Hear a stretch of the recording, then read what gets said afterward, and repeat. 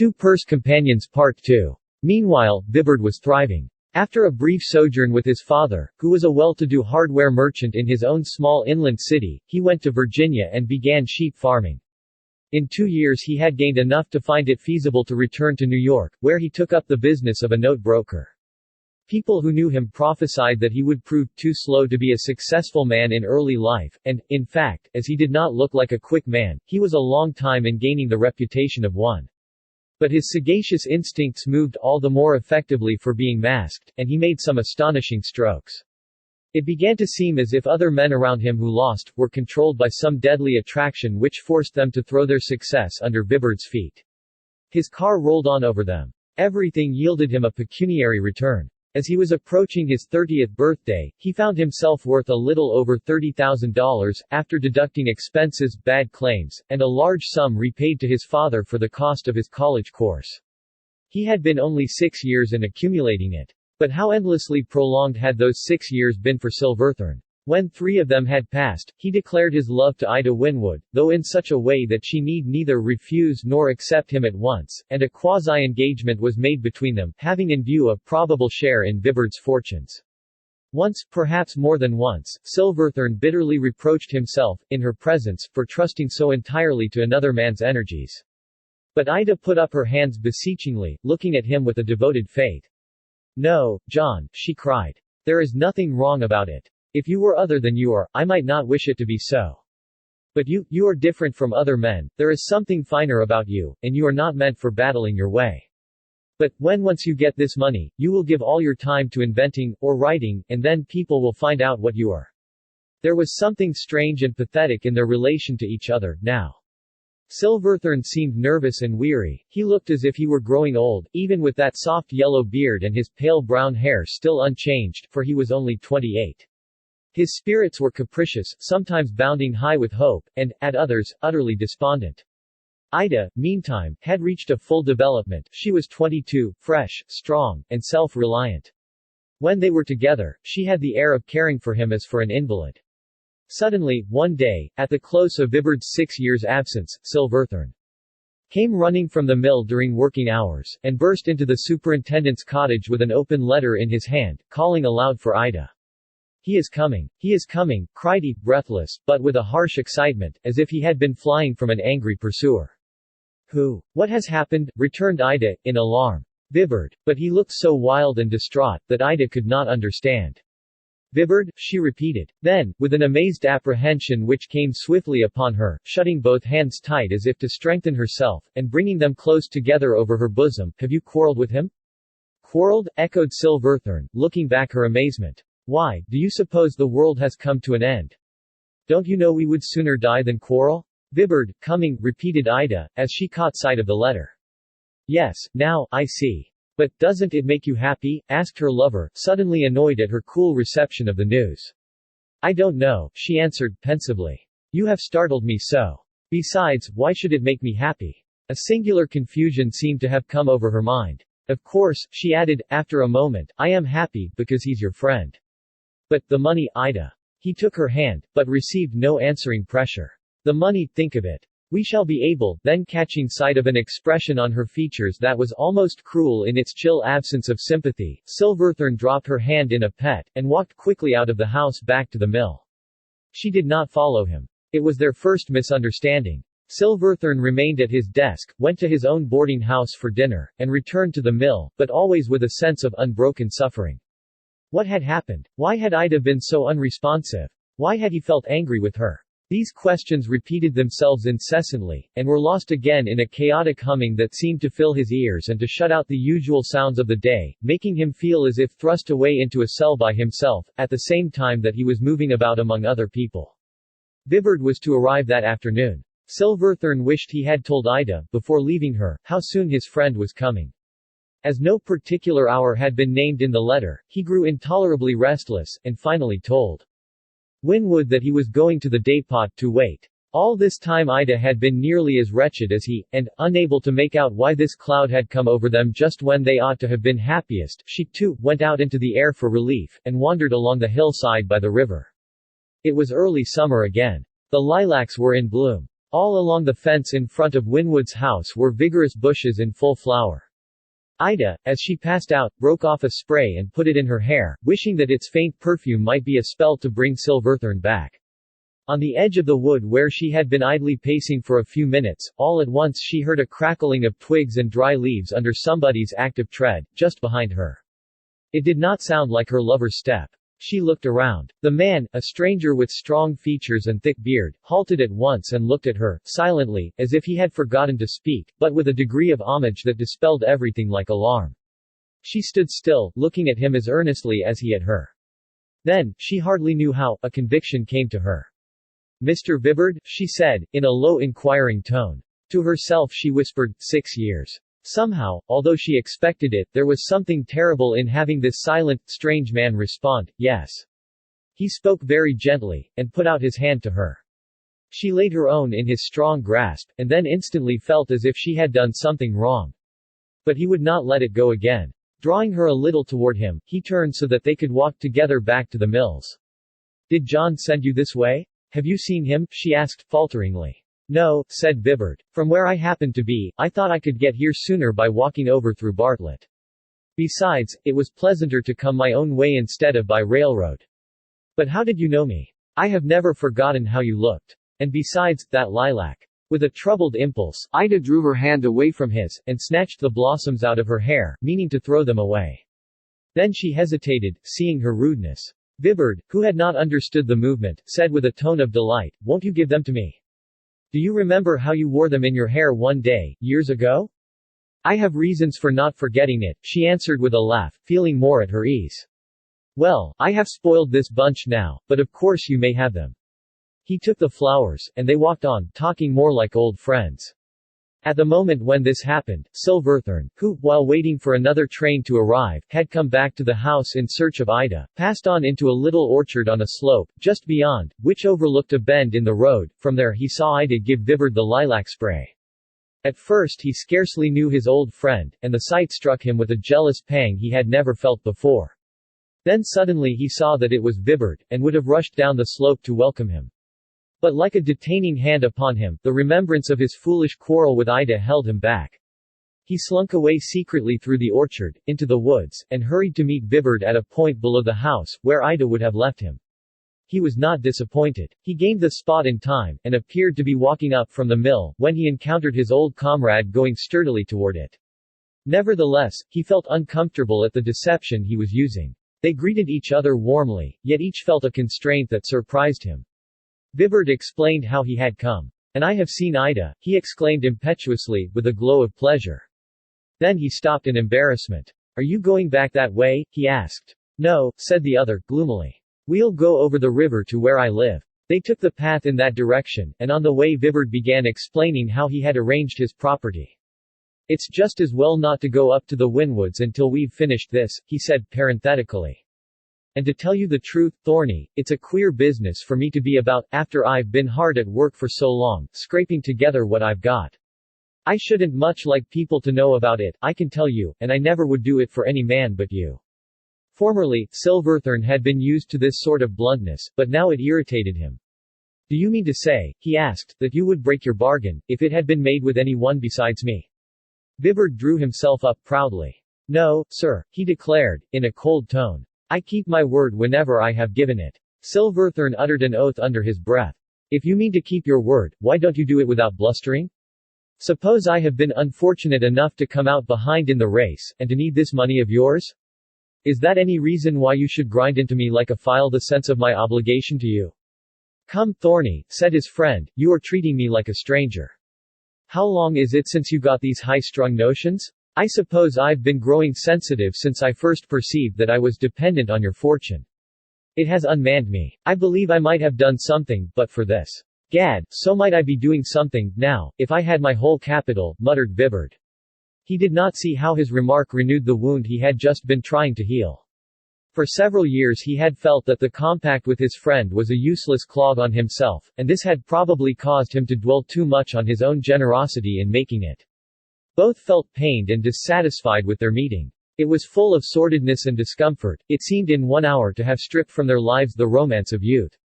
But after their little tiff they tried to recover their spirits and succeeded in keeping up a sham kind of gaiety. Arrived at Silverthorne's lodging, they completed their business, Vibert handing over a check, and receiving in exchange Silverthorne's copy of the agreement with a receipt in due form. "How long can you stay, Bill?" asked Silverthorne, more cheerfully, when this was over. A suppressed elation at his good luck made him tingle from top to toe, and, to tell the truth, he did not feel much interest in Vibert's remaining. "I must be off tomorrow," said his friend. "I suppose I can stay here tonight?" "Of course. I must call on Ida, before I go." Silverthorne's brow darkened. "Ah, Thorny," continued Vibert, unconsciously, "it's queer to look back to that time when we were trying to persuade each other to make love to her. Do you know that since I've been away, she's never once gone out of my mind?" "Is that so?" returned his comrade, with a strained and cloudy effort to appear lightly interested. "Yes," said the other, warming to his theme. "It may seem strange in a rough business man like me, and I guess it would have played the old Harry with anybody whose head wasn't perfectly level, but that strong, pure, sweet face of hers has come between me and many a sharp fellow I've had to deal with. But it never distracted my thoughts, it helped me. The memory of her was with me night and day, Thorny, and it made me a hard, successful worker, and kept me a pure-hearted, happy man. You'll see that I don't need much persuasion to speak to her now." While Vibert was talking, Silverthorne had risen, as if interested, and now stood with his arm stretched on the cheap, painted wooden mantelpiece above the empty grate of his meager room. Vibert noticed that he looked pale, and it suddenly struck him that his friend might have suffered from poverty, and that his health was perhaps weakening. A gush of the old-time love suddenly came up from his heart, though he said nothing. "You know I always told you," Silverthorne began. He paused and waited an instant. "I always told you she was the woman for you." "Indeed I know it, old boy," said Vibert, heartily. He rose, came to his old college mate and took hold of his disengaged arm with both hands, affectionately. "Look here," he added, "there's been something queer and dismal about seeing each other, after such a long interval, something awkward about this settlement between us. If I've done anything to hurt your feelings, Thorny, I'm sorry. Let's make an end of the trouble here and now, and be to each other just as we used to be. What do you say?" "I say you're a good, true-hearted fellow, as you always were, and I want you to promise that we shall keep up our old feeling forever." "There's no need of any promise but this," said Vibert, as they clasped hands. "Now, tell me one thing," resumed Silverthorne, "did it never occur to you, in all these 6 years, that I, who have been living in the daily company of the girl you love, might cross your prospect?" For a second or two Vibert's eyelids, which fell powerless while he listened, remained shut, and a shock of pain seemed to strike downward from the brain, across his face and through his whole stalwart frame. "It's your turn to hurt me," he said, slowly, as he looked at his friend again. "Have you any idea how that bare suggestion cut into me?" "I think I have," said Silverthorne, mechanically. He remained very pale. "But I see, from the way it struck you, that you had never thought of it before. That relieves me. Give me your hand once more, Bill." Then he explained, hurriedly, that he must go to the mill for a few moments. "If I'm not back to tea, don't wait. The girl will come up and give it to you. And mind you don't go over to the Winwoods," this with a laugh, "I wish to give them a little warning of your visit." In a moment he was gone. Vibert amused himself as well as he could with the books and drawings in the room, then he sat down, looked all about the place, and sighed, poor fellow. He can be more comfortable now. Before long the tea hour came. Thorny had not returned, and he took the meal alone, watching the sunset out of the window. But by and by he grew restless, and finally, taking his hat and his cane, which had an odd-shaped handle made of 2 carved snakes at once embracing and wounding one another, he went out and strolled across the bridge toward the Winwoods. By the time he reached there dusk had closed in, though the horizon afar off was overhung by a faint, stirring light from the rising moon. He remembered Silverthorne's injunction, however, and would not go into the cottage. He passed the lilac hedge, with its half-pathetic exhalations of delicious odor recalling the past, and was prompted to step through a break in the stone wall and ascend the orchard slope. He stood there a few minutes enjoying the hush of nightfall and exulting in the full tide of happiness and sweet anticipation that streamed silently through his veins. All about him stole up the soft and secret perfumes of the summer's dusk, perfumes that feel their way through the air like the monitions of early love, going out from one soul to another.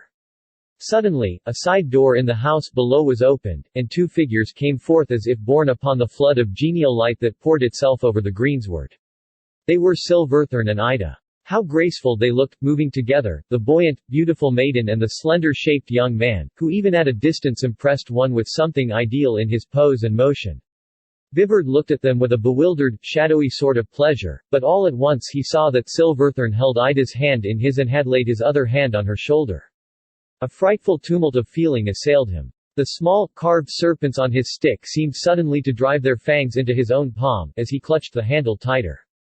For an instant he hesitated and hoped. Then the pair, passing along below the broken wall, came within earshot, and he heard his old boon comrade saying, in a pleading voice, "But you have never quite promised me, Ida.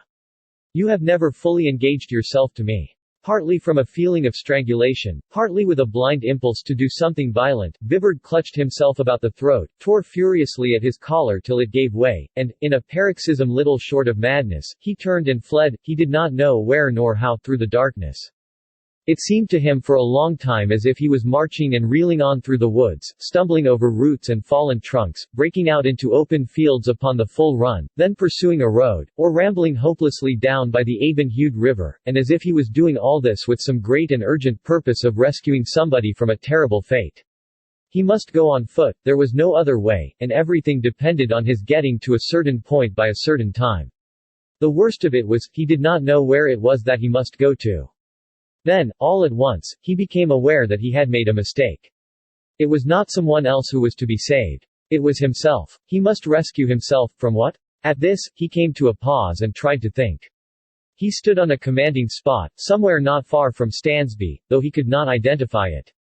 The moon was up, and the wide, leafy landscape was spread out in utter silence for miles around him. For a brief space, while collecting his thoughts, he saw everything as it was. Then, as if at the stroke of a wand, horrible deformity appeared to fall upon the whole scene, the 1,000 trees below him writhed as if in multitudinous agony, and, where the thick moonlight touched house or road, or left patches of white on river and pool, there the earth seemed smitten as with leprosy.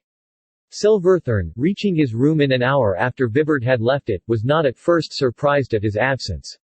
Afterward he grew anxious, he went out, ran all the way to Winwood's house, and came back, hoping to find that his friend had returned while he was searching for him. He sat down and waited, he kept awake very late, his head grew heavy, and he fell asleep in his chair, dreaming with a dull sense of pain, and also of excitement, about his new access of comparative wealth. A heavy step and the turning of the door-knob awoke him. Moonlight came in at the window, pale, for the dawn was breaking, and his lamp still flickered on the table. Streaked with these conflicting glimmers, Vibert stood before him, his clothes torn, his hat gone, his face pale and fierce. "What have you been doing?" asked Silverthorn wearily, and without surprise, for he was too much dazed. You, said Vibert, hoarsely, pointing sharply at him, as if his livid gaze was not enough. "You have been taking her from me." "Ida?" queried Silverthorn, with what seemed to the other to be a laughing sneer. "Are you shameless?" demanded Vibert. "Why don't you lie down there and ask me to forgive you for demanding so little? I've no doubt you are sorry that you couldn't get the whole of my money. But I suppose you were afraid you wouldn't receive even the half, if you told me beforehand what you meant to do." Silverthorn was numb from sleeping in a cramped posture and without covering, but a deeper chill shook him at these words. He tried to get up, but felt too weak, and had to abandon it. He shivered heavily. Then he put his hand carefully into the breast of his coat, and after a moment drew out his pocket-book. "Here it is," said he, very quietly. "I came home intending to give you back your money, but you were not here." "You expect me to believe that?" retorted Vibert, scornfully, "when I know that you went from here after receiving the check, and, I couldn't have believed it, if I hadn't heard. You overheard us, then? You came, though I warned you not to? And what did you hear?" Silverthorn's lips certainly curled with contempt now. Vibert answered, "I heard you pleading with Ida to promise herself to you." "That's a lie," said Silverthorn, calmly. "Didn't you say to her, 'You have never yet fully engaged yourself to me'? Weren't you pleading?" "Yes. I was begging that she would forget all the words of love I had ever spoken, and listen to you when you should come to tell her your story." Vibert's head bowed itself in humiliation and wonder. He came forward 2 or 3 steps, and sank into a chair. "Is this possible?" he inquired, at last. "And you, too, had loved her?" Silverthorn vouchsafed no reply. Vibert, struggling with remorse, uncertainty, and a dimly returning hope, brought himself to speak once more, hesitatingly. "What did she say?" "At first she would not tolerate my proposal. I saw there was a conflict in her mind." Something warned me what it was, yet I could not help fancying that she might really be unwilling to give me up. So then I said I had made up my mind anyway, as things stood, to return you your money. Forgive me, Bill, but it was not treachery to you, only justice to all. I asked her if she would wish to marry me as I was poor and without a future. And she, asked Vibard, trembling. What did she say? Silverthorne let the pocket book fall, and buried his face in his hands. It was answer enough for his friend. Vibard came over and knelt beside him, and tried to rouse him. He stroked his pale brown hair, and called him repeatedly dear old boy. Poor Thorny, I wish I could do something for you, he said, gently. Are you sure you understood her? The other suddenly looked up. Don't blame her, Bill, he said, beseechingly. Don't let it hurt your love for her. There was nothing mercenary. She hesitated a moment, and then I saw that it had all been a dream of the impossible. I had always associated this money with myself. It turned back the whole current of her ideas, and upset everything, when I separated myself from it. All the plans of going away, all that life I had talked of had to be scattered to the winds in a moment. She did not love me enough, for myself alone. Poor Thorny, again murmured his friend. Love, amid all its other resemblances, is like the spirit of battle. It fires men to press on toward the goal, even though a brother by their side, pushing in the same direction, should fall with a mortal wound. And the fighter goes on, to wed with victory, while his brother lies dead far behind, cheated of his bride. Vibard offered himself to Ida the next day. It was a strange and distressful wooing, but she could not deny that, in a way unknown to herself till now, she had loved Vibard from the beginning, more than his friend. In her semi-engagement with Silverthorne, she had probably been loving Vibard through his friend. But when the strong man, who had gained a place in the world for her sake, returned and placed his heart before her, she could no longer make a mistake. Silverthorne would not keep the money, neither could his friend persuade him to come and take a share in his business. He would not leave Stansby. Where he had first seen Ida, there he resolved to dwell, with the memory of her. When I saw him again, and he told me of this crisis, he said, I am not poor Thorny, as Vibard called me, for now I have a friendship that will last me through life. It has stood the test of money, and hate, and love, and it is stronger than them all.